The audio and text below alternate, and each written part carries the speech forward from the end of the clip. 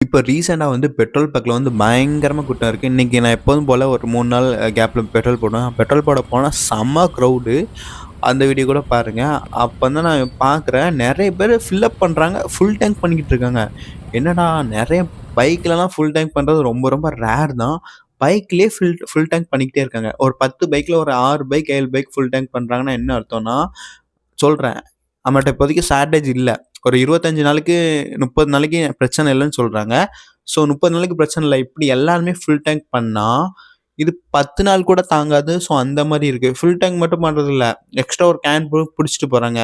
இது வந்து செயற்கையாவே ஒரு ஷார்டேஜ கிரியேட் பண்ருக்கு. ஸோ இது வந்து ரொம்ப ரொம்ப தப்பு என்ன பொறுத்தவரைக்கும். ஓகே. எல்பிஜி கேஸ் வேற, பெட்ரோல் வேற. பெட்ரோல ரீஃபைன் பண்றது, சேமிச்சதெல்லாம் வந்து நம்மகிட்ட ஏகப்பட்ட சிஸ்டம் இருக்கு. ஸோ, அந்த அளவுக்கு பிரச்சனை இல்ல. ஆனா எல்பிஜில வந்து அந்த அளவுக்கு நம்ம வந்து இது புரொடக்ஷன் பண்ணல. அதுக்கு முக்கியமான காரணம் வந்து எல்பிஜி வந்து நமக்கு டிஸ்கவுண்ட் பிரைஸ்ல கிடைக்குது. ஏன்னா, ஆ எல்பிஜி ரேட் வந்து ஆக்சுவல் ரேட் வந்து ரொம்ப ரொம்ப அதிகம். ஸோ, கவர்மெண்ட் வந்து டிஸ்கவுண்ட் பண்ணி நமக்கு 900 குடுக்குறாங்க. அதே மாரி அ பெட்ரோல் வந்து நமக்கு வந்து ரொம்ப ரேட் அதிகமா குடுக்குறாங்க. ஸோ, இதுல டிஃபரெண்ட் புரிஞ்சுக்கோங்க. ஓகே.